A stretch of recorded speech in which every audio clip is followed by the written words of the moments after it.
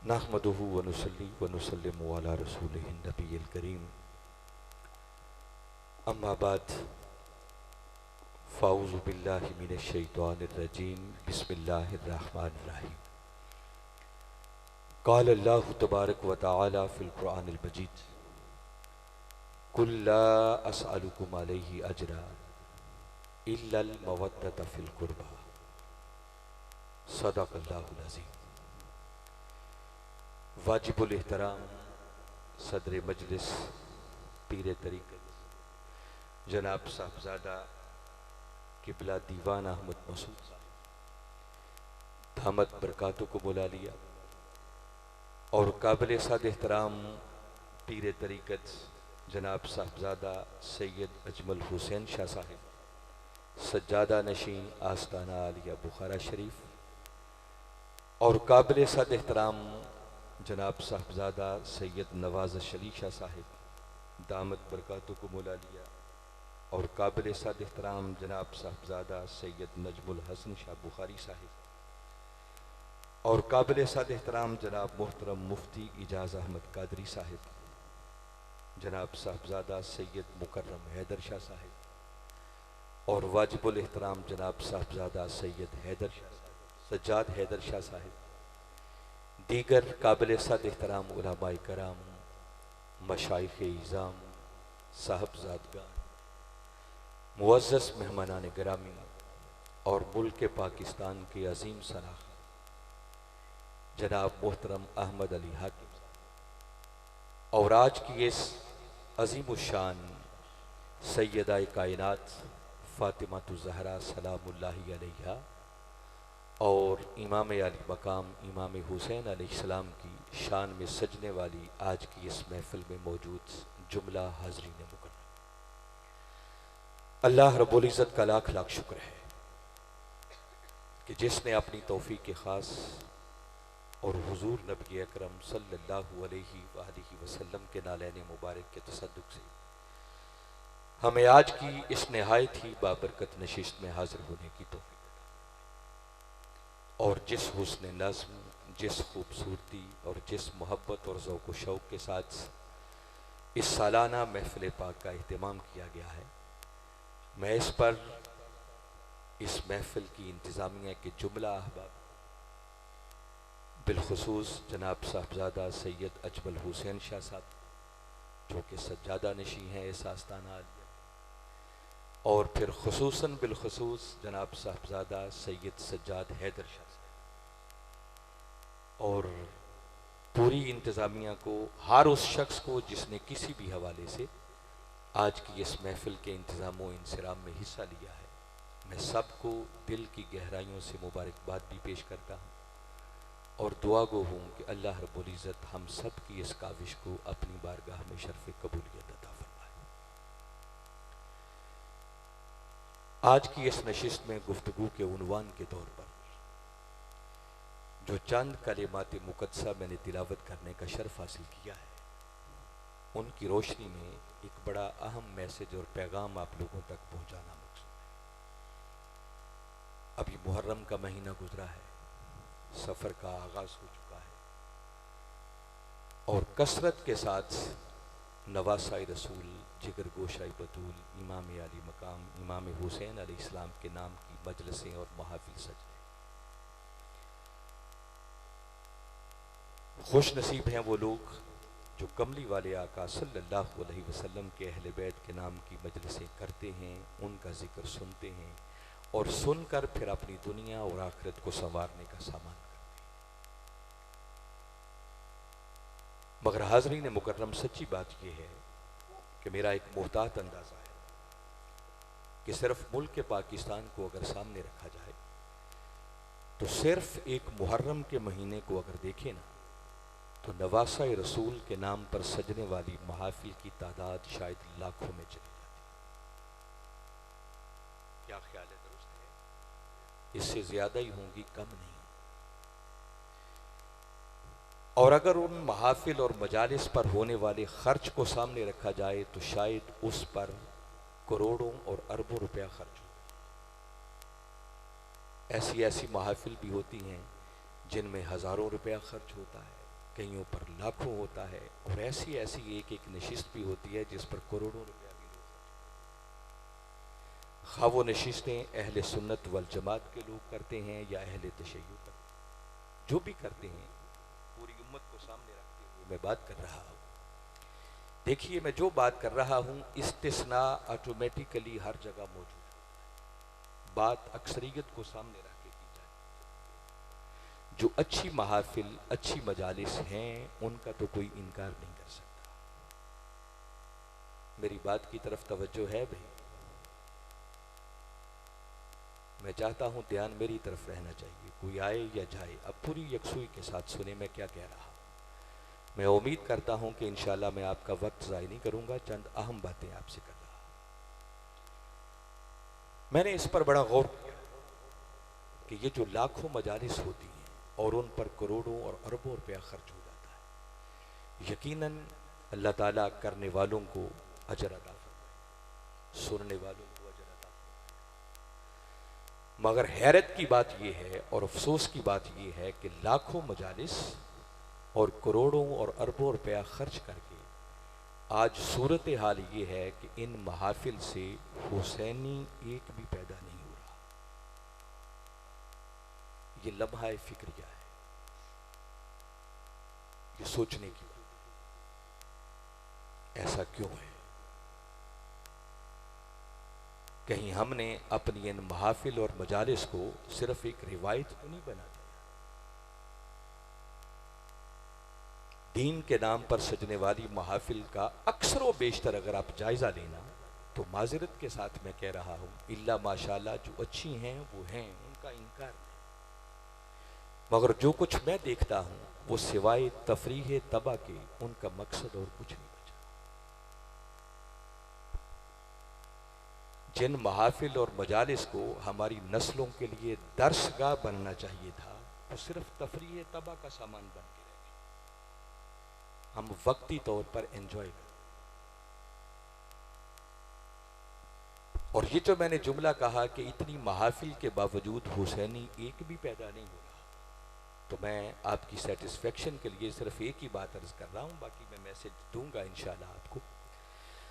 आप कभी ठंडे दिल से गौर करें, कोई जानना चाहे कि हुसैन कौन, तो ख्वाजा अजमेर मोइनुद्दीन चिश्ती अजमेरी रहमतुल्लाह।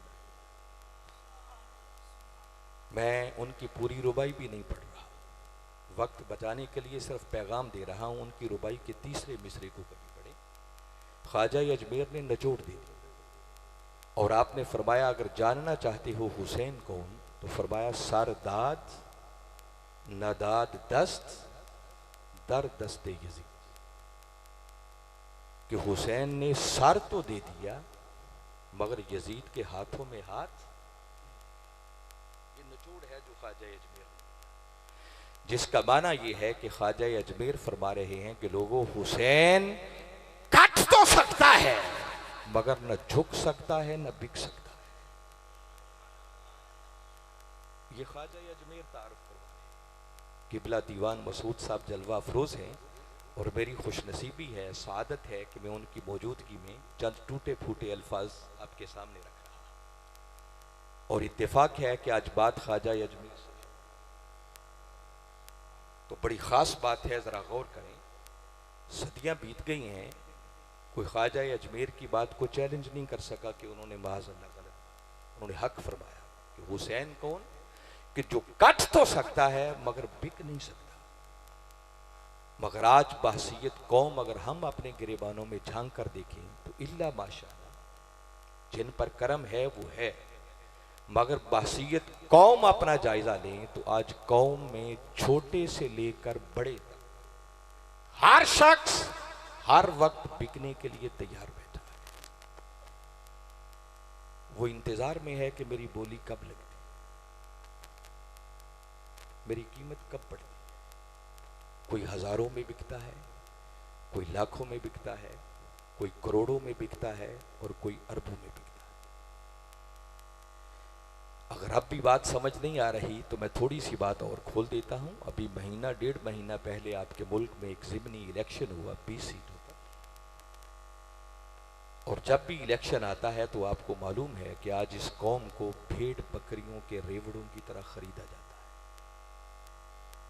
कोई अपने गांव की नालियों के नाम पे बिक जाता है, कोई इलाके की सड़कों के नाम पे बिक जाता है, कोई बेटे की नौकरी के नाम पे बिक जाता है, कोई 2-2 हज़ार रुपया लेके बिक जाता है, कोई 500-500 रुपये पे बिक जाता है। और आप कभी सोचें कि हमारे दो बुजुर्ग जो गुजरात में 7-8 घंटे तक बिक रहे तो कुछ सौदा ही हो रहा था। खुदा जाने बिकने वाला कितने में बिका, खरीदने वालों ने कितने में खरीदा और डील करवाने वाले ने अपना हिस्सा कितना दिया उसमें। और जिस बेचारे का कहीं बस नहीं चलता ना, मैंने ऐसे लोग भी देखे हैं जो पोलिंग वाले दिन पेप्सी की एक बोतल पे भी बिक जाती है। तो मैं कभी कभी सोचता हूं कि हमारा हुसैन से ताल्लुक क्या, हमने सीखा क्या हुसैन से ताल्लुक सिर्फ ये है कि साल के बाद सिर्फ उनके नाम पर देगे पका ले, न्याज बांट दे, सबील लगा ले, उनकी याद का एक जलसा कर ले, या उनकी शहादत के वाकयात सुने, रोएं धोएं और बस घर चले जाए? नवासा रसूल ने इस मकसद के लिए तो इतनी बड़ी कुर्बानी नहीं दी थी। ये तो मैंने एक पहलू बताया। क्या इस बात में कोई शक है? 14 सदियां बीत गईं, ये बात बयान हो रही है, हम सुनते चले आ रहे कि मैदान करबला ने नवासा रसूल ने कटे हुए सर के साथ नेज़े की नोक पर चढ़कर कुरान सुना। कोई कहे कि कुरान नहीं सुना तो मैं झगड़ने वाला बंदा नहीं हूं। ठीक है, अगर कुरान नहीं पढ़ा तो ये बात तो हक है ना कि कुरान कारी पढ़ रहा था और नवासा रसूल ने कटे हुए सर के साथ नेज़े की नोक पर चढ़कर उस कारी कुरान की तिलावत होने वाली आयत को सुना, उसे समझा और पलटकर उसको जवाब दिया। और ये खाली तिलावत करने से भी बड़ा काम है। बुजवाका की बात सुनते चले आ रहे हैं ना कि कुरान अहले बैत से जुदा नहीं है और अहले बैत कुरान से जुदा नहीं। फरमाया हत्ता कि क़यामत वाले दिन हौज़े कौसर पर भी आएंगे तो कुरान और अहले बैत इकट्ठे हो। और नवासा रसूल ने कटे हुए सर के साथ नेज़े की नोक पर चढ़कर कुरान की आयत का जवाब दे के ये बात समझा दी कि लोगों, हुसैन का सर कटकर नेज़े पर तो चढ़ सकता है मगर हुसैन कुरान से जुदा नहीं हो सकता। ये हुसैन के थे, मगर हम सारे हुसैन के मानने वाले बैठे हैं। जरा एक लम्हे के लिए फिर अपने गिरेबानों में झांक कर देखें, इस्तिस्ना मौजूद है। जिंदगी बीत गई, बाल सफेद, मालूम नहीं है कब आखिरी बुलावा आ जाए। बहसीयत उम्मत जायजा लें कि हम में से कितने हैं जिनको ढंग के साथ कुरान पढ़ना आता है। तो हमने क्या सीखा हुसैन से? वो चंद सूरतें जो हर रोज हमने नमाज में तिलावत करना होती है ना, हमें वो भी सही तलफ्फुज के साथ नहीं आती। और जिनको कुरान पढ़ना आ जाता है, फिर सोचें उनमें से वो कितने बचते हैं कि जो पढ़ें तो उनको समझ भी आती है कि इस कुरान के अंदर लिखा क्या है। ये है हमारा कुरान से ताल्लुक। तो हमने क्या सीखा हुसैन से? क्या ये बात गलत है? हम नहीं सुनते चले आ रहे कि हुसैन तो वो है जिसने तीरों, तलवारों और नेज़ों के साए में अपना आखिरी सजदा भी कज़ा नहीं है। हक बात है। और हम हुसैन के मानने वाले वो हैं कि जिनको पुरसकून माहौल और एयर कंडीशन मसाजिद के अंदर 5 वक्त की नमाज पढ़ने की भी तौफीक कोई नहीं है। मैं आपको एक दावत फिक्र देना चाहता हूं। कभी सोचा करें कि लाखों रुपए खर्च करके हम अपनी इन मजालिस से निकालते क्या है? हमें अपनी इन मजालिस को आज सरे नौ मुनज़्ज़म करने की जरूरत है। इनको नतीजा खेज और फ्रूटफुल बनाने की जरूरत है। ऐसे प्रोग्राम होने चाहिए जो आपके बच्चों के लिए, नस्लों के लिए तरबियत का दर्स का पहुंचे।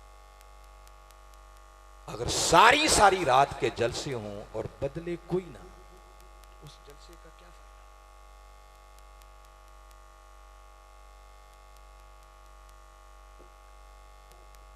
अगर मेरी बात किसी पर गरां गुजर रही हो तो मैं माजरत खा हूं, मगर चंद हकाइक हैं जो मैं आपके सामने। और आज बदबख्ती का आलम यह है कि बहसीयत उम्मत हम अपना जायजा लेना तो उम्मत का एक तबका वो है कि जिनके सीने अहले बैत की मोहब्बत से सिर्फ खाली नहीं हैं, बल्कि उनके सीने अहले बैत के बुग़्ज़ से भरे हुए। ऐसे लोगों की कमी नहीं, उनकी हालत पर तरस आता है। और मैंने इसी मुहर्रम के महीने में खुद अपनी आंखों से फेसबुक पर ये बाकायदा एक जलसे का इश्तिहार पढ़ा, जिस पर लिखा हुआ था जलसा बराए ईसाले सवाब यजीद रहमतुल्लाहि तआला। इस मुहर्रम में जलसा। ऐसे लोगों को मैं जानता हूं जो मुहर्रम के दिनों में भी अगर कोई मजलिस करते हैं तो उन्वान अजमत सहाबा रखते हैं। सहाबा किराम की अजमत से इनकार नहीं है। हमारा तो ईमान है कि वो जर्रे भी हमारे लिए काबिल ताजीम हैं जो हमारे आका की नालैन को छू गए। आप अक्सर पढ़ते हैं ना कि सर पे रखने को जो मिल जाए नाले पाकी हुजूर, तो फिर कहेंगे कि हाँ ताजदार हम भी हैं। हमारे लिए तो आका के जोड़े भी हमारे सरों के ताज हैं। तो वो सहाबा किराम जिन्होंने मेरे आका की ज़ाहिरी हयात मुबारका के अंदर कलिमा पढ़ा, आका की मुखड़े को तकते रहे, आका की मजलिस में बैठते रहे, आपकी जुल्फ़े वल्लैल का नज़ारा करते रहे, आपकी ज़ुबान यकदस से निकलने वाली मीठी मीठी बातें सुनते रहे, और आका के लाए हुए दीन की सरबलंदी के लिए अपना तन मन धन कुर्बान करते रहे, उन सहाबा किराम की अजमत और ताजीम से इनकार कौन कर सकता। मगर जुल्म उस वक्त होता है कि दिन 10 मुहर्रम का हो और कोई जलसा सहाबा किराम की अजमत का रखे। 10 मुहर्रम के दिन सहाबा किराम की अजमत के उन्वान से जलसा करने वाले वो दर हकीकत सहाबा किराम की अजमत बयान नहीं करना चाहते। वो जो सीने अहले बैत के बुग़्ज़ से भरे हुए हैं ना, दर हकीकत वो उस बुग़्ज़ का इजहार करना चाहते हैं। एक तबका है, मैंने बताया उनकी हालत पर तो तरस आता है कि बेचारों को हकीकत की अभी खबर ही नहीं। और एक कसीर तबका वो है जिसका ताल्लुक हम लोगों से है। हम अहले बैत की मोहब्बत के मानने वाले, इकरार करने वाले, मगर फी ज़माना अक्सर व बेशतर हमारा हाल ये हो चुका है कि जिस दर्जे की अहले बैत की मोहब्बत का तकाजा कुरान करता है, कमली वाले आका सल्लल्लाहु अलैहि वसल्लम के फरामीन करते हैं ना, उस दर्जे की मोहब्बत हमारे यहाँ नजर नहीं आती। एक रिवायती सी है, हम अहले बैत की अज़मत की बात करते हुए डरते हैं। हमारे ऐसे कई सुन्नी उलमा हैं कि जिनकी महफिल में अगर कोई नाराए हैदरी लगा देना तो कान खड़े हो जाते हैं कि कहीं कोई शिया तो नहीं आ गया। ऐसे लोग मौजूद हैं और हम अहले बैत का नाम लेते हुए डरते हैं। और डरते इसलिए हैं कि अगर हमने कोई अहले बैत की ज्यादा ही बात कर दी तो कोई हमें शिया ना कहे। याद रखें, आज की इस नशीस्त और इस दरसगाह का पहला मैसेज और पैगाम और सबक आप तक पहुंचा रहा हूं। याद रखें कि अहले बैत की मोहब्बत शीयत नहीं, ये ऐने ईमान है। ईमान मिलता भी अहले बैत की मोहब्बत के सिले में है और मिला हुआ ईमान वो बचता भी अहले बैत की मोहब्बत के सदके से।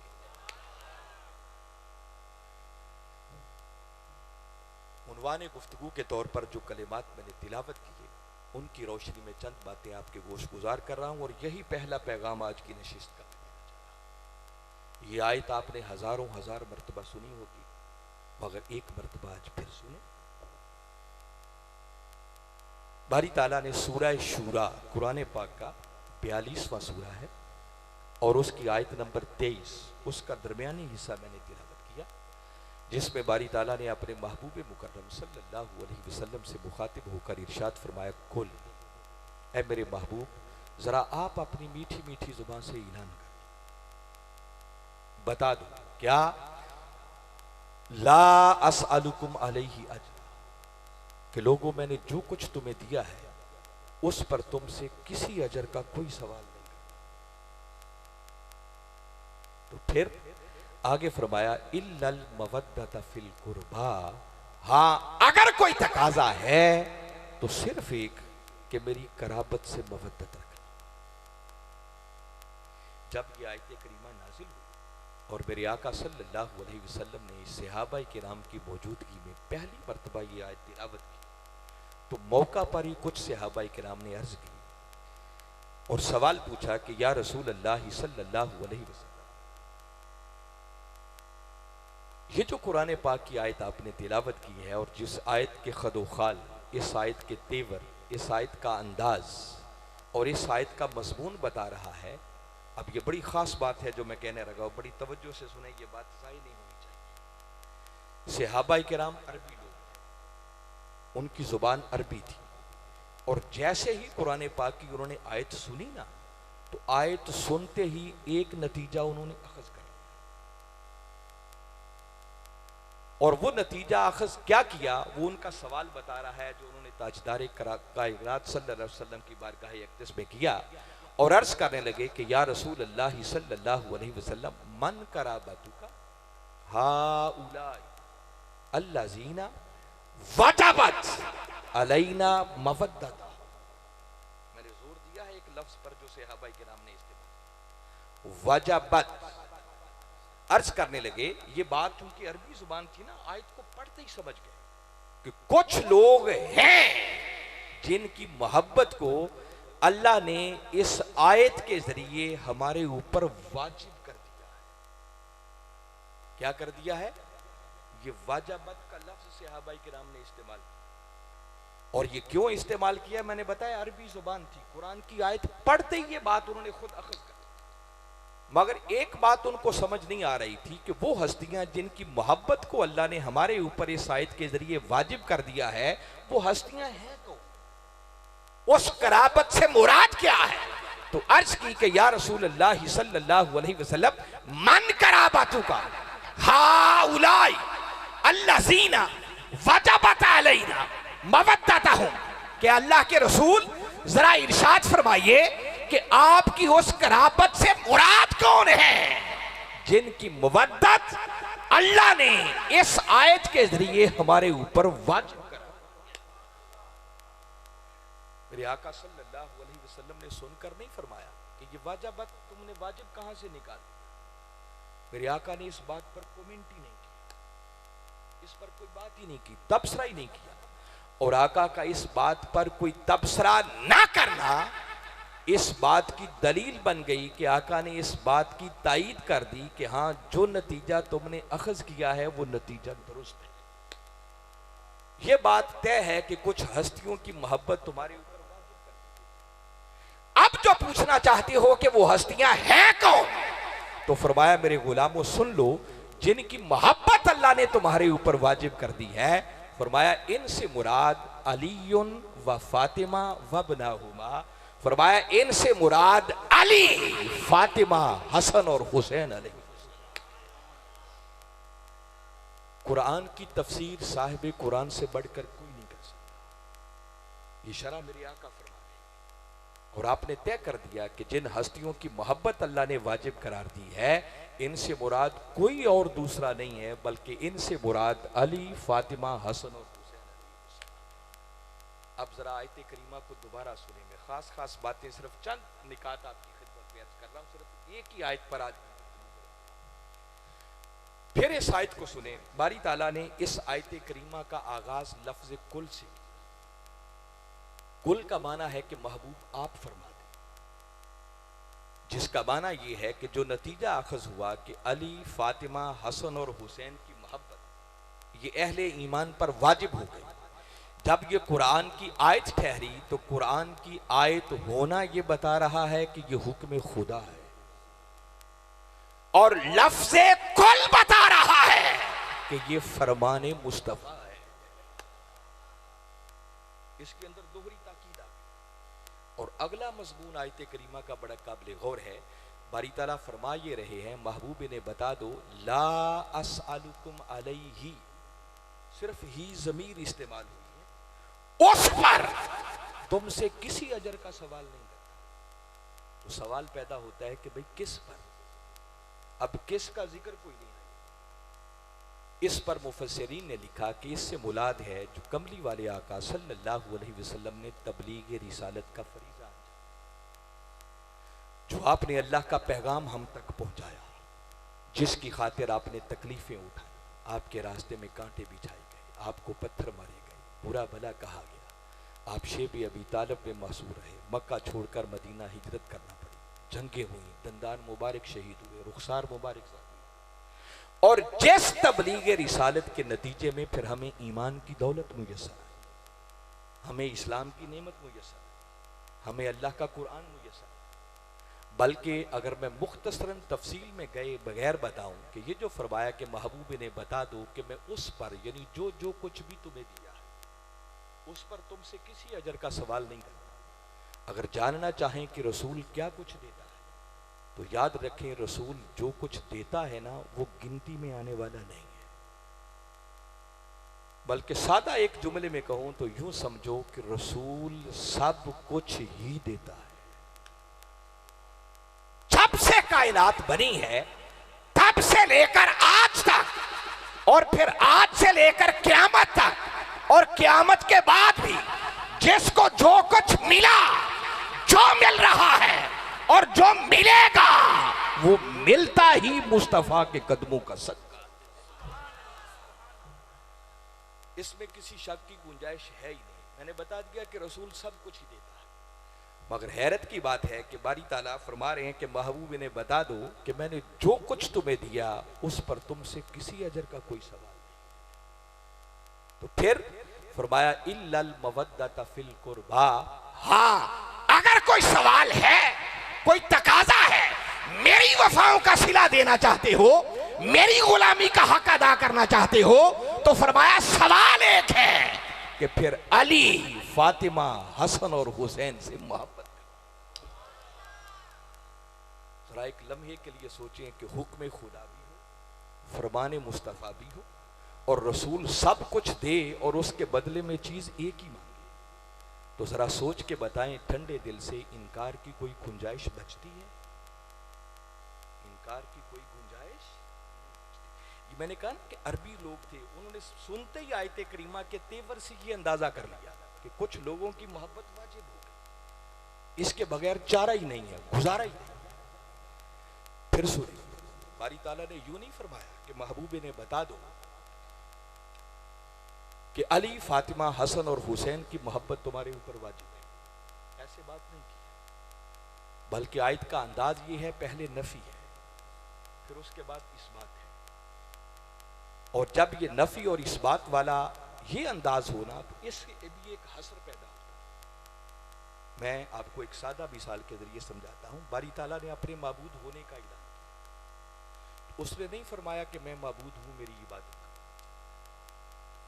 बल्कि उसने जब अपने माबूद होने का ऐलान किया ना तो फरमाया ला इलाहा, इसका माना है कोई माबूद नहीं, इबादत के लायक है ही कोई नहीं। जब हर माबूद बातिल की नफी हो गई तो फिर आगे फरमाया इल्लल्लाह, हाँ अगर कोई है तो सिर्फ अल्लाह है। अगर सादा लफ्जों में बात की जाती ना कि अल्लाह माबूद है, उसकी इबादत करो, तो इसका माना यह था कि हाँ अल्लाह माबूद है, उसकी इबादत करनी चाहिए, मगर अल्लाह के साथ साथ अगर कोई किसी और की भी इबादत करना चाहे तो उसकी भी गुंजाइश मौजूद है। ये गुंजाइश निकलती थी। और जब जोर दे के कहा ला इलाहा, इबादत के लायक है ही कोई नहीं, और फिर कहा इल्लल्लाह, अगर कोई है तो सिर्फ अल्लाह की जात है, इसका मतलब यह है कि अल्लाह के सिवा किसी और की इबादत की कोई गुंजाइश, एक ही हस्ती है जिसकी इबादत हो सकती है, बिला तशबीह हो बिला मिसाल। इसी तरह बारी ताला ने इस आयत में फरमाया कुल, महबूब जरा अपनी मीठी मीठी जुबान से फरमा दो कि लोगों मैंने जो कुछ तुम्हें दिया है उस पर तुमसे किसी अजर का कोई सवाल नहीं, कोई डिमांड है ही नहीं, कोई तकादा नहीं है। अगर मेरी वफाओं का सिला देना चाहते हो, मेरी गुलामी का हक अदा करना चाहते हो, तो तकाजा सिर्फ है कि फिर अली, फातिमा, हसन और हुसैन से मोहब्बत कर। ये वो आयत करीमा का अंदाज था जिससे सहाबाए किराम ने ये लफ्ज इस्तेमाल किया और वो समझ गए कि कुछ हस्तियों की मोहब्बत हमारे ऊपर वाजिब हो गई। और इमाम शाफी रहमतुल्लाहि ताला अलैह ने तो इससे भी बढ़कर एक दर्जे की अगली बात की और उन्होंने हक फरमाया, ये वजूब फर्ज के लिए भी इस्तेमाल होता है। इमाम शाफी रहमतुल्लाहि ताला अलैह का कौल मौजूद है, वो कहते हैं या अहला बैती रसूलिल्लाहि सल्लल्लाहु अलैहि वसल्लम हुब्बुकुम फर्दुम मिनल्लाहि फिल कुरानी अनज़लहु। इमाम शाफी कहते हैं कि कमली वाले आका सल्लल्लाहु अलैहि वसल्लम की अहले बैत अल्लाह ने तुम्हारी मोहब्बत को कुरान के जरिए हमारे ऊपर फर्ज करा। क्या फरमा रहे हैं? वाजिब नहीं बल्कि क्या फर्ज करा। ये वक्त के इमाम का कौल बता रहा हूं, इमाम शाफी रहमतुल्लाहि ताला अलैह फरमा रहे हैं।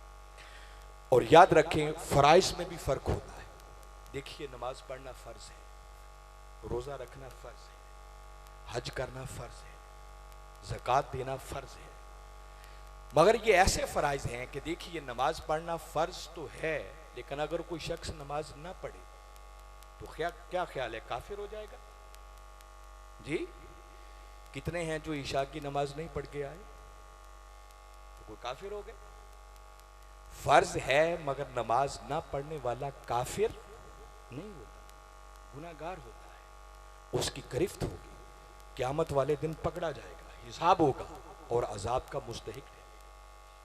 रोजा रखना फर्ज है मगर बगैर किसी शरई उज़र के अगर कोई रोजा छोड़ दे तो वो काफिर नहीं होता, गुनाहगार होता है, हिसाब होगा, गिरफ्त होगी, इस पर सजा मिलेगी, अजाब का मुस्तहिक ठहरेगा। मगर अहले बैत की मोहब्बत ये ऐसा फरीजा है कि इधर सीना अहले बैत की मोहब्बत से खाली हुआ, वो बदबख्त उसी वक्त दायरा ईमान से खारिज। ये पहला सबक है जो आज की नशिस्त का देना चाह रहा हूं, जिसको पल्ले बांध। कभी ये ना समझा करें कि अहले बैत से मोहब्बत करना शीयत है। लोगों ये शीयत नहीं, अहले बैत की मोहब्बत ईमान का मसला है। अहले बैत की मोहब्बत है तो ईमान है, और अगर सीना अहले बैत की मोहब्बत से खाली है तो वो बदबख्त उसी वक्त दायरा ईमान से खारिज हो जाएगा। उसका ईमान से कोई ताल्लुक, उसका इस्लाम से कोई ताल्लुक, उसका कुरान से कोई ताल्लुक। करोड़ सूरह लगा लगा कर कुरान पढ़ता रहे, लाख हज करता फिरे, उम्रे करता फिरे, तहज्जुदें पढ़ता फिरे, जिस बदबख्त का सीना अहले बैत की मोहब्बत से खाली है उसका ईमान से कोई ताल्लुक नहीं। इस बात को पल्ले बांध लें जो आज पहला आपको डंके की चोट पर एक पैगाम दिया। मेरी जिंदगी का सबसे बड़ा फख्र यह है कि मुझे वक्त के मुजद्दिद शेखुल इस्लाम प्रोफेसर डॉक्टर मोहम्मद ताहिरुल कादरी के कदमों से निस्बत है। ताहिरुल कादरी जैसे लोग रोज रोज पैदा नहीं होते, और इस सदी के अंदर उन्होंने पूरी दुनिया को इल्म की खैरात बांटी। इसलिए मैं बड़ी आजिज़ी से कह रहा हूं कि जितनी बात कर रहा हूं वो जिम्मेदारी से कर रहा हूं, घबराने की जरूरत नहीं। अब इस आयत करीमा के अंदर दो मोटी सी बातें आपको और बताना चाह रहा हूं, बड़ी काबिल तवज्जो बात है। हाज़रीन मुकर्रम, सोचने की बात यह है कि अल्लाह और उसके रसूल सल्लल्लाहु अलैहि वसल्लम ने इन चार हस्तियों की मोहब्बत पर बड़ा जोर दिया है। और बारी ताला अपने महबूब से फरमा रहे हैं, महबूब ऐलान कर दो कि मैंने जो कुछ तुम्हें दिया इस पर किसी अजर का कोई सवाल नहीं। अगर मेरी वफाओं का सिला देना चाहते हो तो सवाल एक है कि फिर अली, फातिमा, हसन और हुसैन से मोहब्बत करो। अब सवाल यहां पर जहन में यह पैदा होता है कि कोई सोच सकता था कि बड़ी अजीब बात है कि ठीक है, ताजदार कायनात सल्लल्लाहु अलैहि वसल्लम ने तबलीग रिसालत का फरीज़ा अंजाम दिया, बड़ी मुश्किलात का सामना करना पड़ा, उनकी इस मेहनत की वजह से हमें ईमान की दौलत मिली, इस्लाम की नेमत मिली। मगर ये क्या हुआ कि सब कुछ देकर उसके बदले में सिर्फ चार हस्तियों की मोहब्बत का सवाल है, और वो कौन? एक बेटी है, दो नवासे हैं और एक दामाद है। सिर्फ घर वालों की मोहब्बत। अजीब बात है, किसी के ज़हन में ख्याल आ सकता था। अल्लाह रब्बुल इज़्ज़त ने इस सवाल के जन्म लेने से भी पहले ऐसे सोचने वालों की जड़ें काट के रख दी। और आयत करीमा का आगाज लफ्ज कुल से की।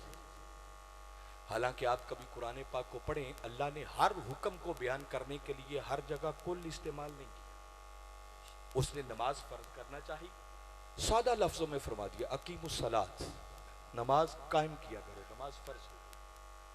ज़कात की बात आई, नहीं कहा कुल, बस उसी तसलसल में कह दिया अकीमुस्सलात व आतुज़्ज़कात, कुल नहीं।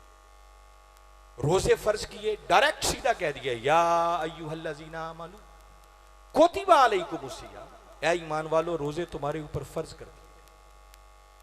बड़े सादा लफ्जों में, बस इसकी तकलीफ नहीं करनी भी। अब तवज्जो से जो मैं अर्ज कर रहा हूं सुनिए। तो मैं बता रहा हूं कि कितने अहम अहम अहकामात बारी ताला ने नाजिल फरमाए, मगर हर हुक्म से पहले उसने लफ्ज कुल इस्तेमाल डायरेक्ट कह दिया। मगर जब यहां पर इन हस्तियों की मोहब्बत की बात आई तो अल्लाह ने आयत से पहले लफ्ज कुल इस्तेमाल किया और कुल को फिर हमेशा के लिए कुरान को हिस्सा बना दिया। कुल का माना है कि बारी ताला अपने महबूब से फरमा रहे हैं, महबूब आप ऐलान कर दो। तो बारी ताला ने इस लफ्ज कुल को कुरान का हिस्सा बनाकर ऐसा गलत सोचने वालों को कि माज़ अल्लाह रसूल सिर्फ अपनी खानदान की मोहब्बत का तकाजा कर रहा है, तो बारी ताला ने समझा दिया कि लोगों, इन हस्तियों की मोहब्बत का सवाल, इन हस्तियों की मोहब्बत का तकाजा ये मेरा रसूल नहीं कर रहा, बल्कि खुदा रसूल से ऐलान करवा रहा है। अल्लाह ने इस सवाल के पैदा होने की भी जड़ें काट दी। और इससे भी एक अहम तरीन बात बताना चाह रहा हूं, मगर आपकी पूरी तवज्जो और यकसुई मुझे चाहिए। आप गौर करें, बंदा सोचता है कि इतने जोरदार अंदाज से चार हस्तियों की मोहब्बत की डिमांड हो रही है, तकाजा हो रहा है, अल्लाह का हुक्म भी है, रसूल का हुक्म भी, दोनों चीजें इसमें शामिल हैं। तो कोई मन चला यूं भी सोच सकता था कि माज़ अल्लाह, अस्तगफिरुल्लाह, क्या अल्लाह और उसका रसूल इन हस्तियों की मोहब्बत के कोई मोहताज? भाई ध्यान है मेरी, पंखा लग जाएगा, इंतजामिया ने लगा लेना है। आप अगर उधर नहीं भी देखेंगे तब भी वो लग जाना है। तो आप अगर ध्यान मेरी तरफ रखें तो आपको बात समझ आ जाएगी। और ऐसी बात कह रहा हूं कि इंशाल्लाह अगर समझ में आ गई तो ईमान पर एक बहार आ जाएगी। करूं बात, तवज्जो है? अब सुने, कुरान की बात आपको बता रहा हूं। देखो, आपको कोई किस्से कहानी नहीं सुना, डायरेक्ट अल्लाह का कुरान सुना। तो सुने, सवाल ये पैदा होता है कि बारी ताला ने इतना जोर दिया और अपने रसूल से ऐलान करवाया, चार हस्तियों की मोहब्बत का तकाजा है, तो माज़ अल्लाह के अल्लाह और उसका रसूल इन हस्तियों की मोहब्बत के मोहताज हैं जो इतना जोर दे रहे हैं? और कभी सोचें कि कोई शख्स इन चारों हस्तियों से अगर मोहब्बत ना करे तो माज़ अल्लाह को अल्लाह की शान में फर्क पड़ जाएगा? जी, को फर्क पड़ता? कोई मोहब्बत ना करे, मोहब्बत तो क्या, वो बोझ से जितना भी अपना सीना भर ले, तो अल्लाह की शान को क्या फर्क? क्या माज़ अल्लाह अगर इन हस्तियों से मोहब्बत ना की जाए तो रसूल की शान में कोई फर्क पड़ेगा? रसूल का कोई कौन क्या बिगाड़ सकता? जिनकी शान के ठनके मेरा खुदा बजाए और कहे वरफ़अना लका ज़िक्र, महबूब हमने तेरी खातिर तेरे जिक्र को बुलंद कर दिया। और खुदा ऐलान करे वलल आखिरतु खैरुल लका मिनल ऊला, महबूब तेरी आने वाली जिंदगी का हर लम्हा वो तो पहले से भी बढ़कर है। तो वो रसूल इन हस्तियों की मोहब्बत का मुहताज तो नहीं है। सारी दुनिया भी उनकी मुखालिफत पर उतर आए और बदबख्त यजीद ने जो कुछ किया, माज़ अल्लाह, क्या उससे रसूल की शान में कोई फर्क पड़ गया? अपनी तबाही का सामान किया। तो सवाल यह है कि जब अल्लाह भी मोहताज नहीं, रसूल भी मोहताज नहीं, तो फिर अल्लाह और उसके रसूल ने इन हस्तियों की मोहब्बत पर इतना जोर क्यों दिया? मोहताज वो नहीं है। आप जितने अहकामात अल्लाह और उसके रसूल ने दिए हैं, मसलन अल्लाह ने हुक्म दिया अकीमुस्सलात, नमाज पढ़ो, तो क्या अल्लाह हमारे सजदों का, नमाजों का मोहताज है? भले से रूए ज़मीन पर कोई भी सजदा ना करे, अल्लाह की शान को क्या फर्क पड़ता? वो हमारे सजदों का मोहताज? भले से पूरी रूए ज़मीन पर एक बंदा भी रोज़ा ना रखे, हमारे रोज़े रखने से ना रखने से उसे क्या फर्क पड़ता? भले से कोई शख्स भी हज ना करे, अल्लाह की शान को क्या फर्क पड़ता? यही शान रसूल की भी है। भले से कोई एक भी नमाजी ना बने तो रसूल की शान को क्या फर्क? कोई फर्क नहीं पड़ता। तो अल्लाह और उसका रसूल जो हुक्म देते हैं ना, उसमें उनकी मोहताजी नहीं है, उनका फायदा नहीं है, फायदा हमारा है। हम करेंगे तो हमारी दुनिया भी संवरेगी, हमारी आखिरत भी संवरेगी। और अल्लाह और उसका रसूल सल्लल्लाहु अलैहि वसल्लम इन चार हस्तियों की मोहब्बत पर जोर इसलिए दे रहे हैं कि महबूबी ने बताओ कि मैंने तबलीग रिसालत के जरिए मेहनत करके दगोदो करके जिद्दोजहद करके तकलीफें उठाने के बाद जिस ईमान की नेमत से तुम्हें नवाजा है, अगर आपने उस ईमान को बचाना चाहते हो तो तुम्हारे ईमान की हिफाजत का राज वो अली, फातिमा, हसन और हुसैन की मोहब्बत में है। उसमें हमारा भला है, उसमें अल्लाह और उसका रसूल हमारी इन मोहब्बतों के मोहताज नहीं है। वो हमारे खालिक हैं, मालिक हैं। अल्लाह से बढ़कर हमसे प्यार कोई नहीं करता।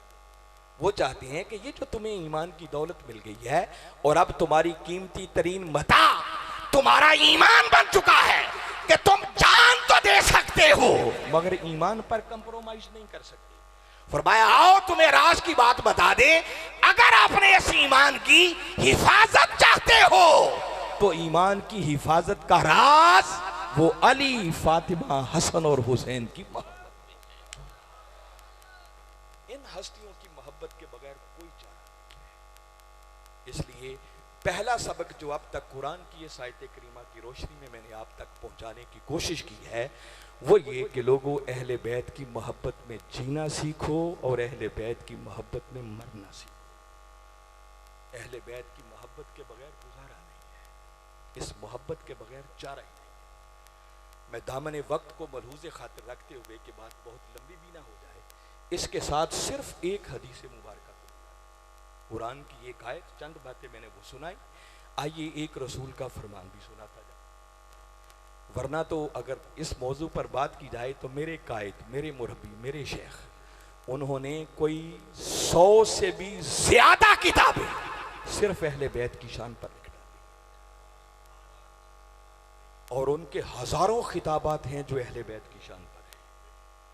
और ऐसी ऐसी किताबें लिखी हैं कि किताबें तो क्या, खाली किताबों के नाम ही पढ़े ना तो इंसान के ईमान पर एक वजद आ जाता है। मैं बताऊंगा, अगर वक्त की गुंजाइश बची तो एंड पे जिक्र करूंगा। और अभी रही सही कसर, उन्होंने अभी इस मुहर्रम के अंदर जो आपकी आखिरी तसनीफ आई है वो हद कर दी है, जो एक इश्काल लोगों के जहनों में पाया जाता था और कई बड़े बदबख्त यजीद के वकील बनने की कोशिश करते थे।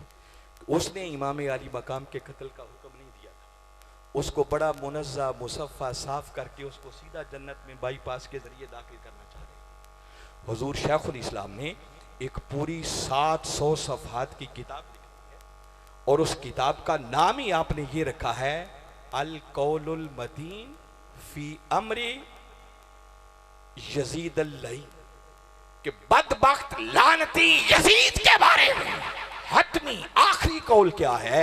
और आपने 700 सफ़हात की किताब में कुरान, हदीस और तारीख और उसके खतूत की शक्ल में साबित किया है कि नवासा रसूल की शहादत और कत्ल का तमाम तर जिम्मेदार ही बदबख्त यजीद।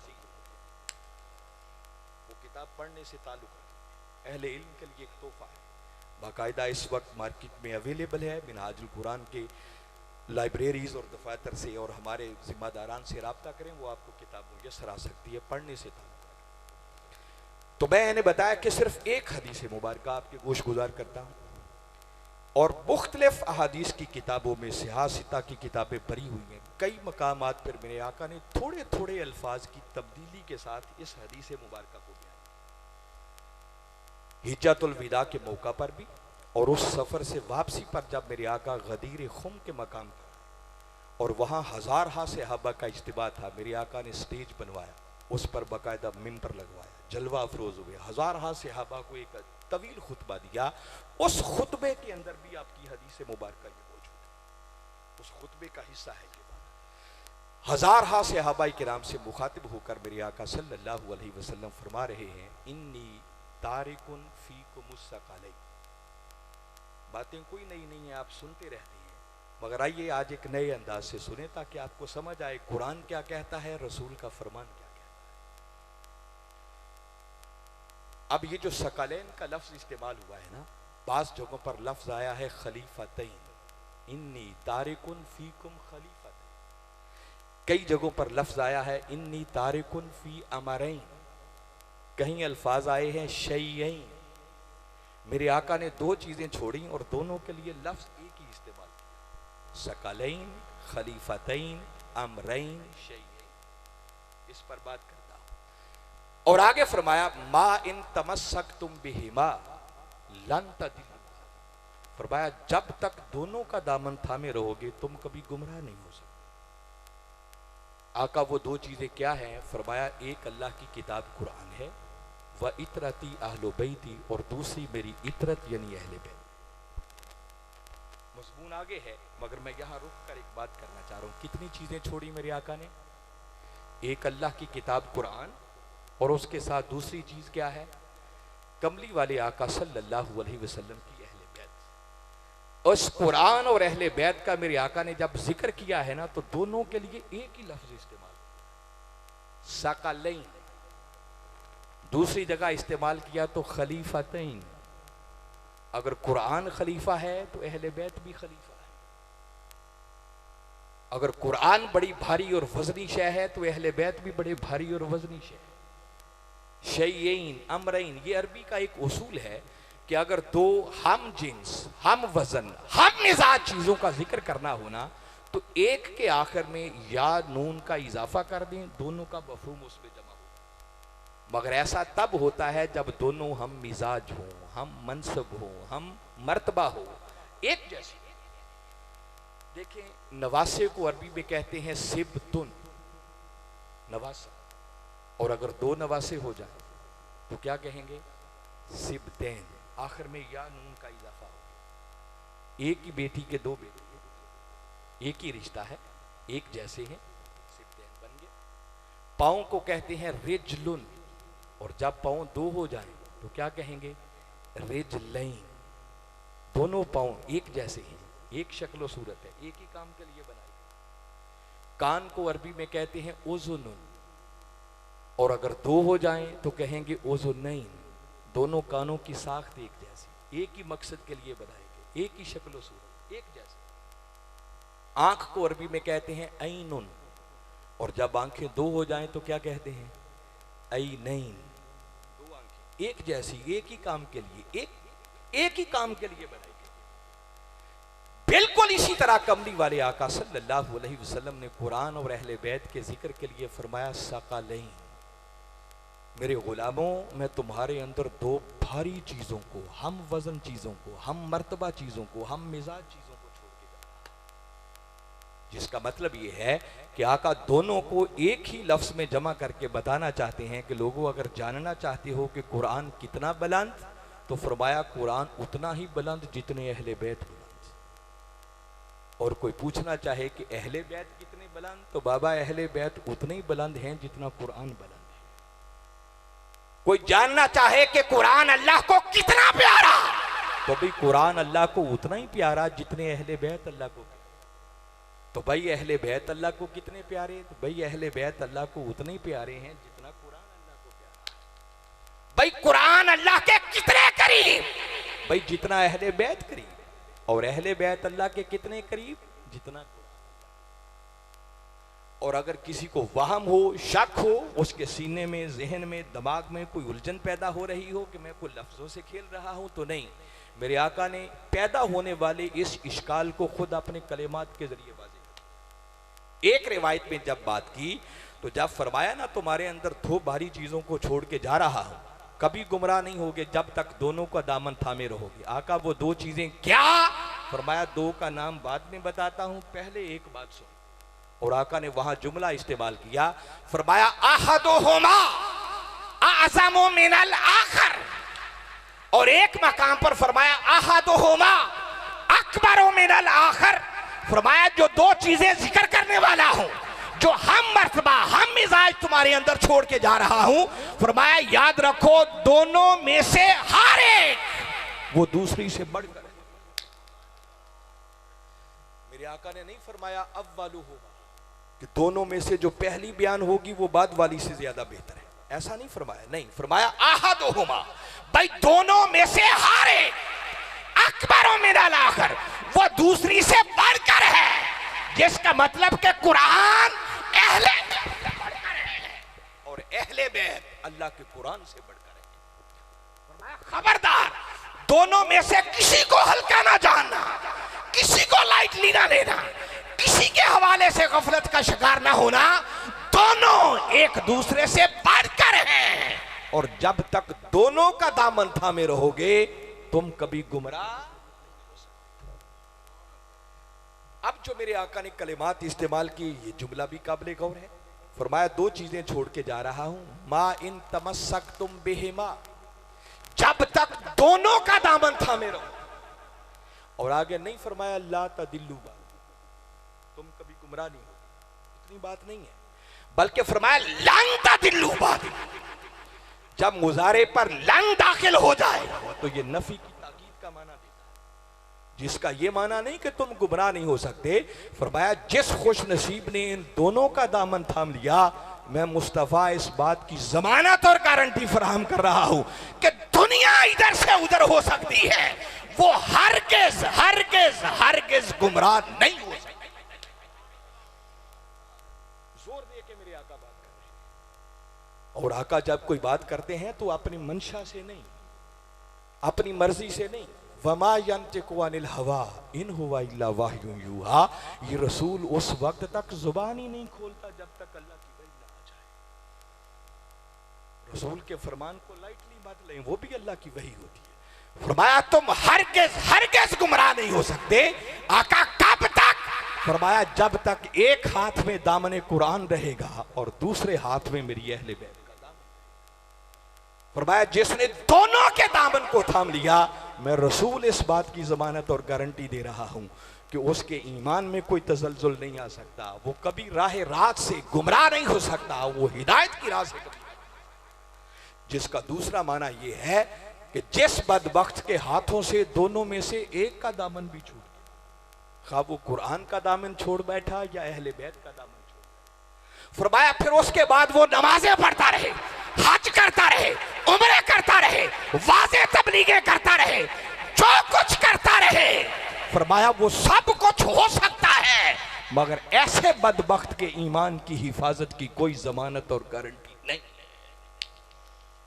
ईमान उसी का सलामत है जिसके एक हाथ में दामने कुरान होगा और दूसरे हाथ में मुस्तफा की अहले बैत का दामन। दोनों का दामन थामेंगे तो निजात होगी। अगर कोई एक दामन भी छोड़ दिया तो वो कभी भी कामयाबी की मंजिल तक पहुंच सकता है।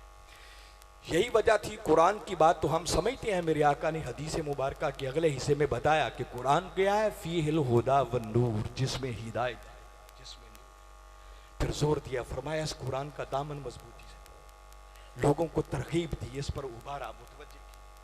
और जब आका की इतरत और अहले बैत की बात आई तो एक रिवायत में मेरे आका ने 3 मरतबा ये जुमला दोहराया। फरमाया उज़क्किरुकुमुल्लाह फी अहली बैत, उज़क्किरुकुमुल्लाह फी अहली बैत, उज़क्किरुकुमुल्लाह फी अहली बैत।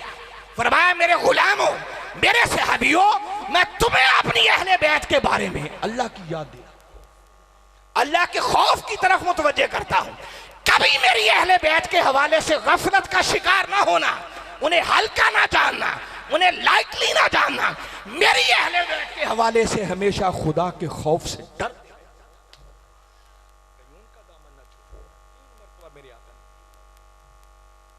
तो हाज़रीन मुकर्रम में बताना ये चाह रहा हूं कि कुरान भी वही ऐलान कर रहा है, कमली वाले आका भी वही ऐलान कर रहे हैं कि अगर अपने ईमान की हिफाजत चाहते हो, हिदायत की राह पर गामजन रहना चाहते हो, तो फरमाया ईमान उसी का महफूज रहेगा, हिदायत की राह पर वही गामजन रह सकता है जिसके एक हाथ में दामने कुरान होगा और दूसरे हाथ में कमली वाले आका की अहले बैत का दामन। ये वजह थी कि मेरे आका ने फरमाया कि मेरी अहले बैत की मोहब्बत की मिसाल कश्ती नूह की मानद है।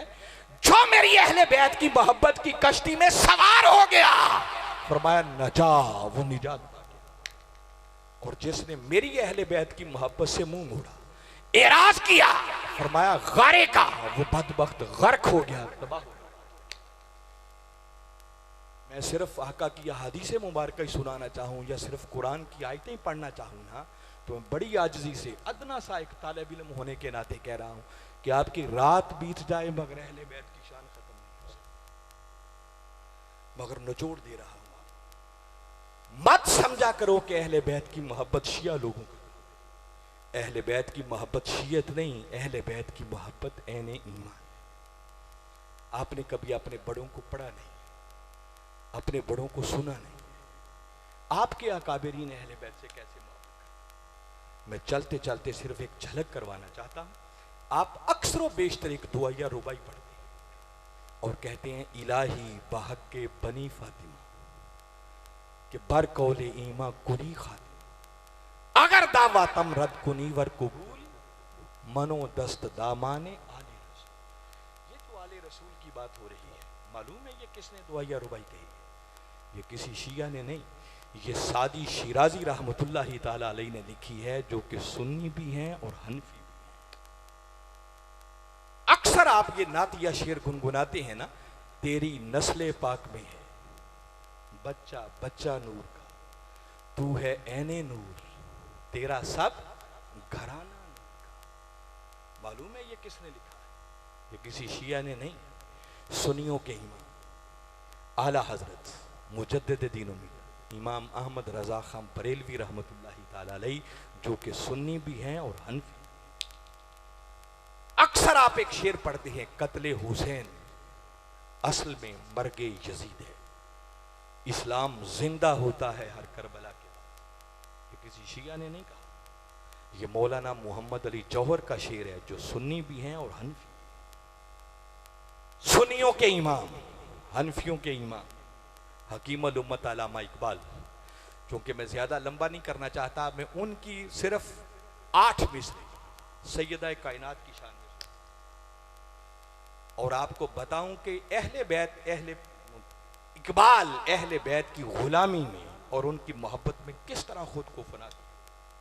इकबाल की शायरी को पढ़ें, वो अहले बैत की मोहब्बत से भरी पड़ी।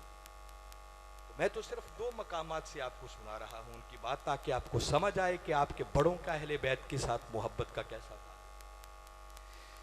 इकबाल कहते हैं मरियम अज यक निस्बत ईसा अजीज, कि लोगों हजरत मरियम अलैहिस्सलाम तो वो हैं कि जिनको सिर्फ एक निस्बत मिली कि वो ईसा अलैहिस्सलाम की मां ठहरी और वो जमाने में मुहतरम मुअस्सस बन गई। मगर कहते हैं आज से निस्बत हजरत ज़हरा अजीज।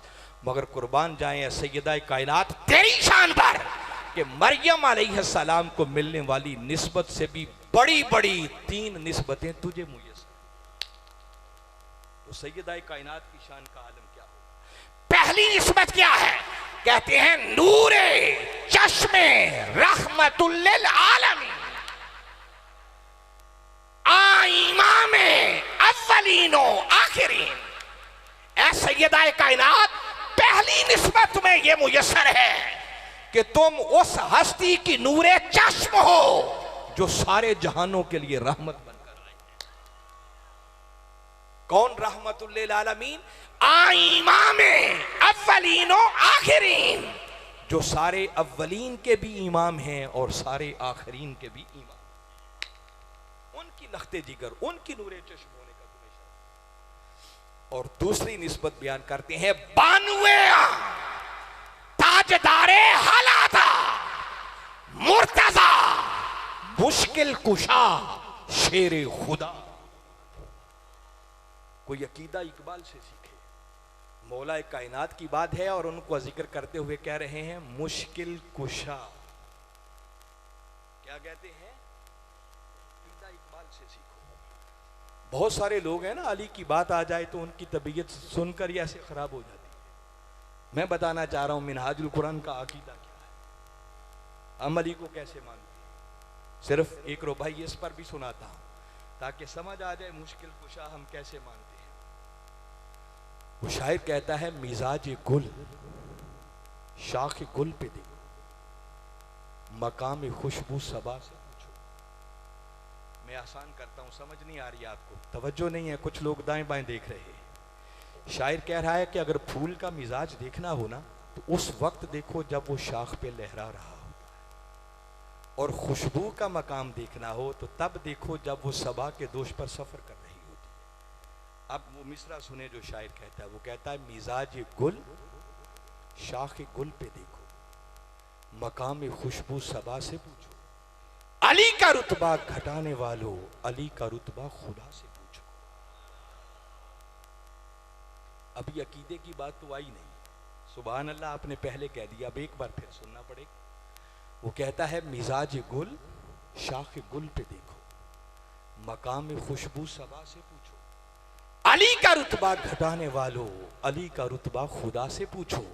और कब्र में मुनकर नकीर पूछेंगे कुछ तो ये कह के टाल दूंगा, सवाल मुश्किल है ए फरिश्तों, जवाब मुश्किल कुश।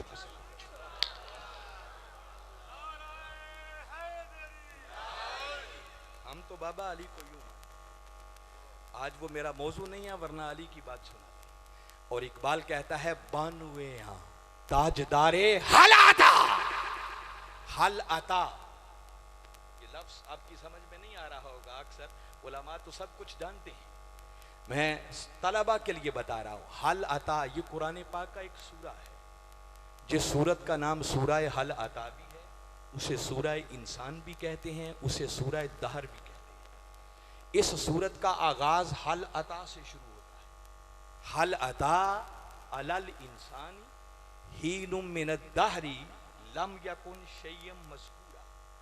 ये कुरान पाक का वो सूरा है जो अली की शान और अहले बैत की शान में नाज़िल हुआ है। ये अलग एक मज़मून इश्क का है कि अहले बैत की शान कुरान सूरे में कैसे बयान कर। और इकबाल ये बात कर रहा है कि बानुए ताजदारे हालाता, ऐ सैयदाए कायनात, तुझे दूसरी निस्बत ये मुयस्सर है कि उस हस्ती की ज़ौजा बनने का शर्फ मिला जो ताजदारे हल अता। अल्लाह ने जिनके सर पर हल आता सूरह दहर का ताज, तुझे उस हुसैन की मां बनने का शर्फ मिला जो इश्क की दुनिया का मरकज़ो महवर है। मरकज़े परकार इश्क, परकार देखी है कभी? वो ज्योमेट्री बॉक्स नहीं होता था, उसके अंदर दो टांगों वाली एक प्रकार होती थी, जिसे रख के एक सिरे को साकिन करके घुमाते थे तो दायरा बन जाता था। एक मरकज दायरे का होता है, दायरा उसके गिर्द गिर्द घूमता है। इकबाल कहता है कि सैयदा कायनात, उस हुसैन की मां होने का तुम्हें शर्फ मिला है जो इश्क की दुनिया का मरकज़ो महवर है। और मादरे काफिला सालारे इश्क, जो काफिला इश्क के सालार हुसैन है ना, उस हुसैन की मां होने का तुम्हें शर्फ मिला है। मरियम तो वो है ना जिन्हें एक ईसा अलैहिस्सलाम की मां होने का शर्फ मिला, जमाने में मुअज़्ज़ज़ हो गई। तो ऐ सैयदा कायनात, तेरी असमत का आलम क्या होगा कि जिनको उनसे भी बड़ी तीन ऐसी निस्बतें। और आगे जो रुबाई सुना रहा हूं वो तो इकबाल ने हद कर दी। अब ये किसी शिया ने नहीं कहा, मैंने कहा हकीमुल उम्मत अल्लामा इकबाल। अगर ये मैं समझाने में कामयाब हो गया तो मुझे उम्मीद है कि साल भर इसका नशा नहीं उतरेगा। इकबाल ने ऐसी बात, इकबाल कहता है रिश्ता है आईने हक जंजीरे पास, पासे फरमाने जनाबे मुस्तफा। इकबाल कहता है, मैं आसान करता हूं ताकि अनपढ़ बंदा भी समझ के जाए। रिश्ताए आईने हक, आईने हक से मुराद है दीन इस्लाम। इकबाल कहता है कि ये जो मैंने कलिमा पढ़ लिया है, दीन इस्लाम को कबूल कर लिया है, इस दीन से मेरा रिश्ता बन गया है। वो कहते हैं इस दीन का रिश्ता जंजीर पास्त, ये मेरे पाँव की जंजीर बन गया है। पासे फरमाने जनाबे मुस्तफा, और मुझे कमली वाले आका सल्लल्लाहु अलैहि वसल्लम के फरामीन का पास है, उनका इनकार, उनकी खिलाफ वर्जी नहीं कर सकता। और आगे कहते हैं सैयदा कायनात, अगर ये दो चीज़ें मेरे रास्ते की रुकावट ना होती ना तो आपका मकाम व मर्तबा और इकबाल का इश्क किस बात का तकाजा करता है। कहते हैं वरना गिरते तुरबतश गर्दीद भी, ऐ सैयदा कायनात, अगर ये दो चीजें इस्लाम का रिश्ता और कमली वाले आका के फरामीन ये मेरे रास्ते की रुकावट ना बनते, मेरे पाँव की जंजीर ना बनते, तो कहते हैं सैयदा कायनात, आपका मकाम व मर्तबा और मेरा इश्क तो इस बात का तकाजा करता है क्या सैयदा कायनात इकबाल तेरी तुरबत तेरे मजार के गिर्द तवाफ करता, वरना गिरदे तुरबतश, तुरबत कहते हैं कब्र को, मजार को, तुरबतश सैयदा कायनात आपकी तुरबत, गर्दीद भी मैं इसके गिर्द गर्दीद तवाफ करता, घूमता, चक्कर लगाता। कब? अगर ये दो चीजें मेरे रास्ते की रुकावट न बनती। मुझे इस्लाम इजाजत नहीं देता, मेरे आका के फरामीन इजाजत नहीं देते, वरना सैयदा कायनात आपका मकाम तो यह तकाजा करता है कि इकबाल आपकी कब्र के गिर्द चक्कर लगाता, तवाफ करता, और खाली तवाफ ही ना करता, सजदा बरखा के पाशीद भी। ऐ सैयदा कायनात आपका मकाम और मर्तबा तो यह तकाजा करता है कि इकबाल सिर्फ आपकी कब्र के गिर्द तवाफ ही ना करता, बल्कि आपकी कब्र की खाक के जर्रों को इकबाल सजदे करता।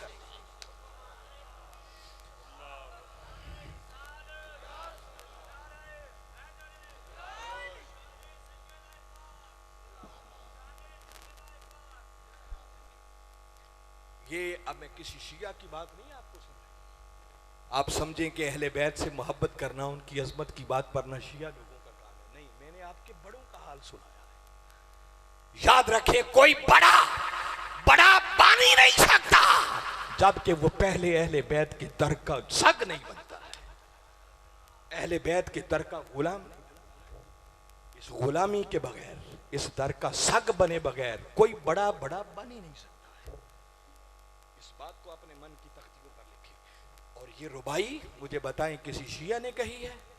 शाह अस्त हुसैन, बादशाह अस्त हुसैन, धी अस्त हुसैन, धी पनास्त हुसैन, सारदात नदाद दस्त दर दस्ते यजीद, हक्का के बिना ला इलाहा। ये ख्वाजा अजमेर, सुन्नियों के इमाम, चिश्तियों के इमाम, हम सब के इमाम, उन्होंने जो नवासा रसूल को खराज तहसीन पेश किया है ना, शायद ऐसा खराज तहसीन आज तक कोई माई का लाल शिया भी ना कर सका। और मैं कभी कभी सोचता हूं ख्वाजा अजमेर ने मामूली बात नहीं की है। वो कहते हैं हुसैन बादशाह है, और हुसैन बादशाह ही नहीं बल्कि हुसैन बादशाहों का भी बादशाह है। और अगले दो लफ्जों में तो हद कर दी है ख्वाजा अजमेर। आगे फरमाते हैं दी अस्त हुसैन, लोगों हुसैन ने अपने नाना के दीन के लिए कुछ इस तरह से कुर्बानी दी है कि अब हुसैन सिर्फ एक शख्सियत का नाम नहीं है, दी अस्त हुसैन, बल्कि फरमा रहे हैं कि लोगों अब दीन हुसैन है और हुसैन दीन है। हुसैन दीन से जुदा नहीं है, दीन हुसैन से जुदा। और कहते हैं हुसैन ने सर तो दे दिया मगर यजीद के हाथों में हाथ नहीं दिया। और हक बात तो ये है कि ला इलाहा की असल बुनियाद ही हुसैन है। ये हैं आपके बड़े, ये हैं आपके अकाबिरीन। आज हम किस चक्कर में पड़ गए?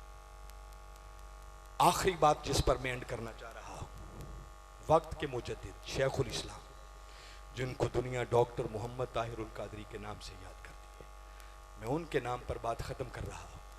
एक दिन हम उनके चंद शागिर्द निजामत दावत के चंद घर में एक निजी नशिस्त थी, वहां बैठे हुए, और ऐसे ही बाय द वे बातें हो रही थी तो एक साथी ने जिक्र किया कि हुजूर आपने अहले बैत की शान में जो इतने खिताबात किए और इतनी किताबें लिख डाली, हम पूरे पाकिस्तान में सफ़र करते हैं तो कई जगहों पर बसा औकात कई उलमा और फिर उनके चाहने वाले कोई अवाम, कभी कभी ऐसी बातें भी सुन के मिलती हैं कि लोग आपकी इन किताबों को देखकर और इन खिताबात को सुनकर वो कहते हैं कि लगता है कि ताहिरुल कादरी भी शिया। ये बात हमने की, ये सुनकर उस वक्त की मुजद्दिद की जुबान से जवाब क्या निकला ये बताना चाहिए। बेसाख्ता जो पहला कलिमा आपकी जुबान से निकला ना, बगैर किसी तकल्लुफ के, वो जुमला था अल्हम्दुलिल्लाह।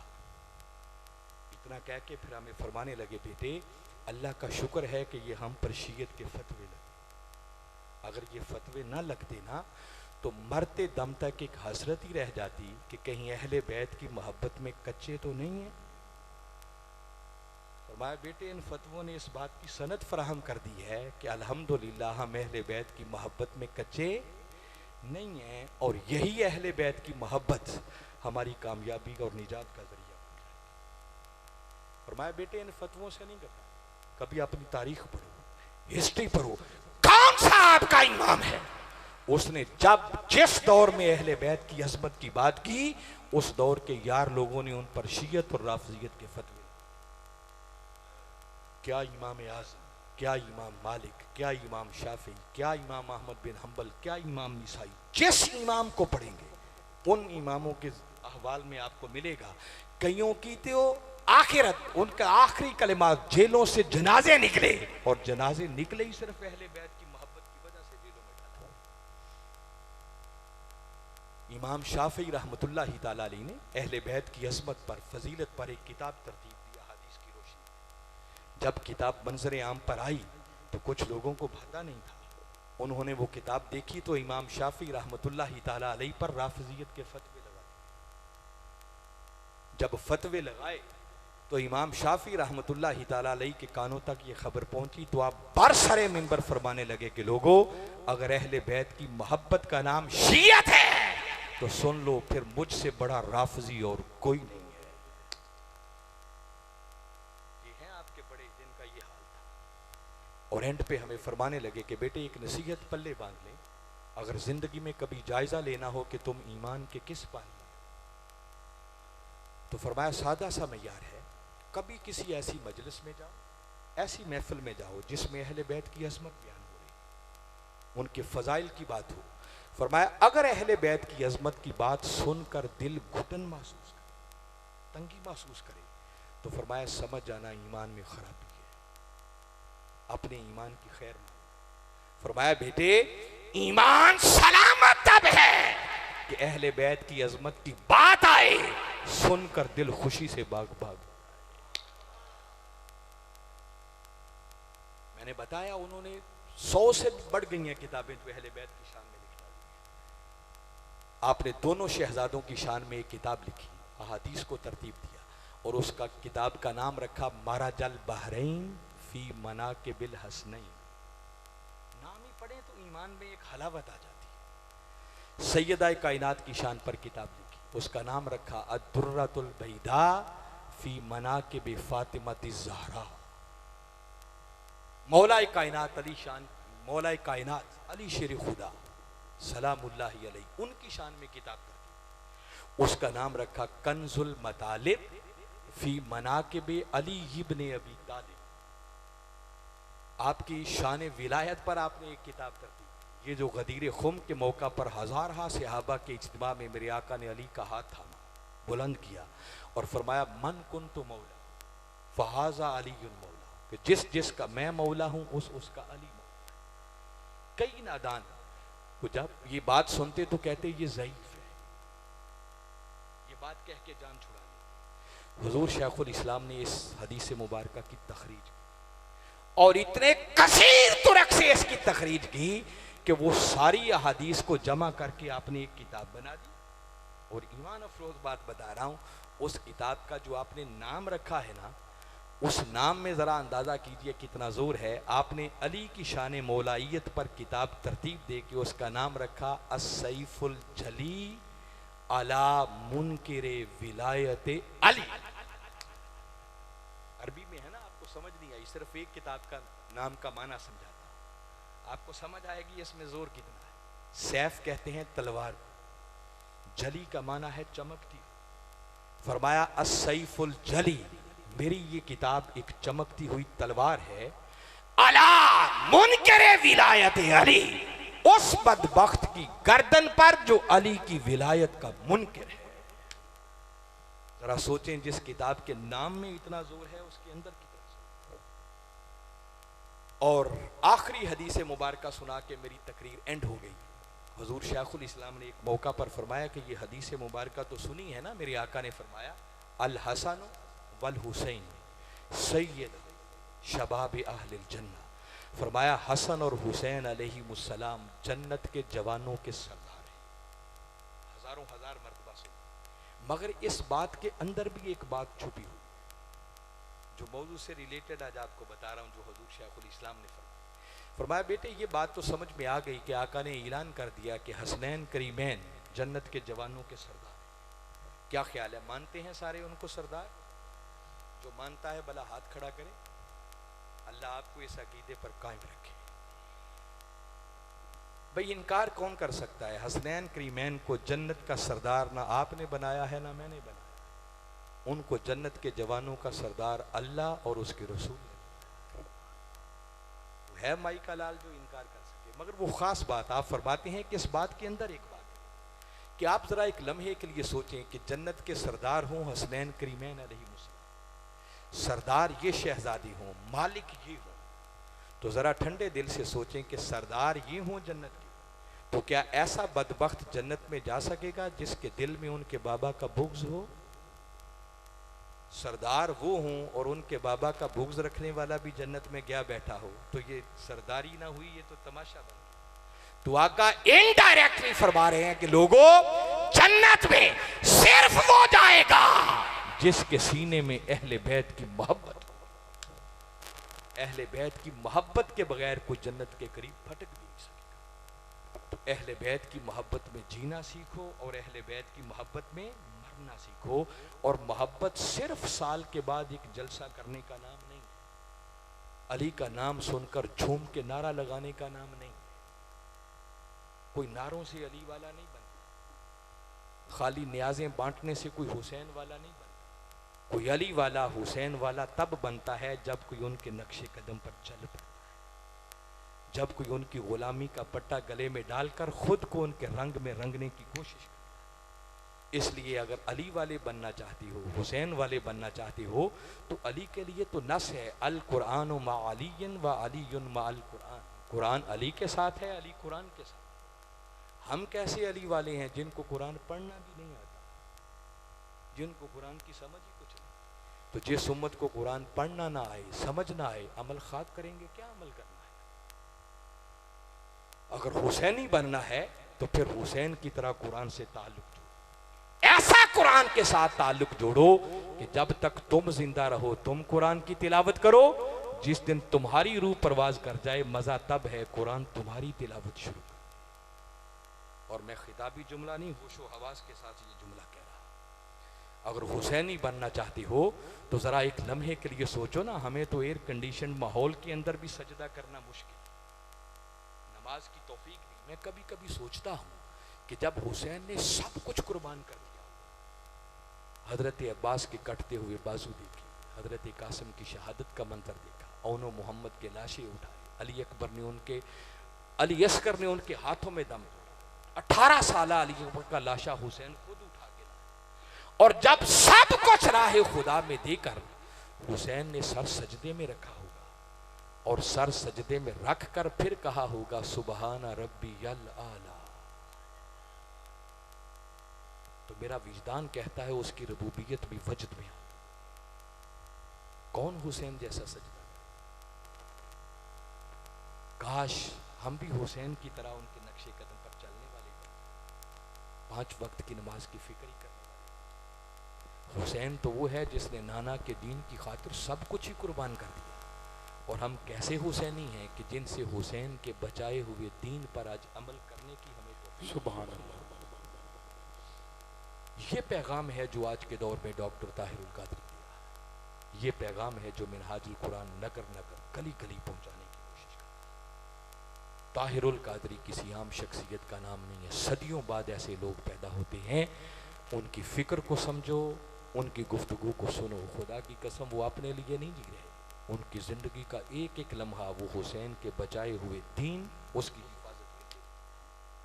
हालात जैसे भी हैं हमें परेशानी नहीं है। मेरा ये जुमला याद रख लें, ये मेरा इलाका है, मेरा घर है। मैं आपको पैगाम दे रहा, इसको पल्ले बांध लें, इसको ऐसे बढ़ के नहीं समझे, मैं सोच समझ के कह रहा हूँ। और मेरे वालिदैन ने मुझे धक्के से पकड़ के मैट्रिक के बाद मिनहाजुल कुरान में दाखिल नहीं करवाया। मेरे क्लास फेलोज बैठे हैं बहुत सारे मजलिस के अंदर, मैं जानता हूँ। मैं MSc मैथमेटिक्स का स्टूडेंट था। डॉक्टर ताहिरुल कादरी का एक लेक्चर सुना, सब कुछ छोड़ा और जाकर मिनहाजुल कुरान में फिर फर्स्ट कर लिया, फिर तालीम हासिल। मैंने ताहिरुल कादरी की सिर्फ जलवतें नहीं, उनकी खलवतें भी देखी। आप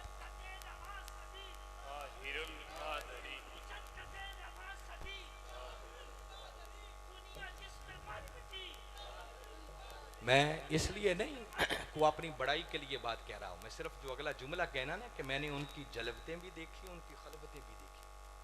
आपके दोनों साहबजादे मेरे स्टूडेंट हैं, मैंने 4 साल तक उनको घर जाके पढ़ाया। पढ़ाना क्या है, उनसे सीख के आता था, मगर जब घर जाता था ना तो फिर उनकी खलवतें देखने का मौका मिलता था। हम जैसे लोग स्टेजों पे कुछ और बातें करते हैं और खलवत की ज़िंदगी कुछ और होती है, मगर ताहिरुल कादरी उस मर्द कलंदर का नाम है जो जुबान से कहता है ना, उस पर 1000 दर्जे ज्यादा अमल पहले करता है।